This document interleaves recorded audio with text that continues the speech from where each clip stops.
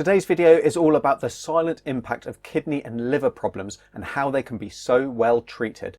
Question number 3 was sent in by an owner who had a really elderly dog who 3 years previously was diagnosed with serious kidney and liver problems, and they really just want me to talk about the silent impact of kidney and liver disease and how they can actually be treated so well. So this is a 17-year-old dog who was doing very well for 3 whole years after being diagnosed with some potentially serious life-threatening diseases. So yeah, absolutely, kidney and liver disease problems, they're not uncommon in both elderly dogs and cats. They often sneak up slowly over time, and so it can actually be quite late when a diagnosis is reached. We're not necessarily picking up that they're unwell, that they're not feeling themselves, that their appetite might have reduced a little bit, their weight might have started to fall off, they might have started to drink a little bit more water, but they can all be quite subtle changes, and unless you're sitting there watching your dog or cat every day and measuring their water intake and constantly recording their weight, they're easy things to miss.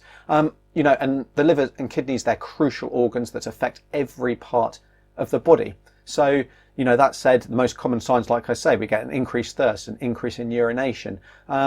We can also get vomiting and diarrhea as things progress. We can get inappetence leading to anorexia, so they can start to become a little bit picky and then completely go off their food. We then move on to lethargy, to weakness. In the case of liver disease, we can get jaundice, so that's when their gums or the whites of the eyes become very yellow. It can then progress to seizures and coma, and ultimately these diseases are deadly if they're left untreated or if they progress to a certain level despite treatment. That being said, early treatment especially can carry an excellent prognosis. So if we can, with any of these problems, with these changes that we notice in our dog, if we can identify an underlying cause for them, then we're going to be in a much better position to treat them more effectively in the early stages.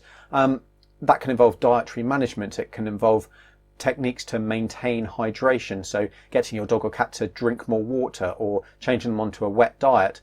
It can involve other supplementation, so especially with liver disease there are a number of different supplements that we give to help reduce inflammation, to help reduce scarring, and to help support the liver function going forward. Other supplements might be, with kidney disease, it might be phosphate binders. So with dogs and cats with kidney disease, they tend to have really high blood phosphate levels, which can cause the disease to progress at a greater rate, so we want to try and reduce that. We also want to control other symptoms, so that can be nausea, it can be high blood pressure, it can be anemia. There's a number of other knock-on effects that these conditions have that we need to control. But if we're addressing things early, then we can actually have a really good outcome, and we can have or your pet can have an excellent quality of life and also increase their quantity of life. If we're, on the other hand, only diagnosing them late in the day when an animal is already having seizures, when they're completely anorexic, they're off their food, they've lost a whole load of weight, then unfortunately often the prognosis is a lot more grave, and often those patients won't recover as well as we would expect, or they won't recover at all despite our best efforts. So as with everything, if we get onto any changes, any problems early, we're going to be in a much better position to successfully treat our pets.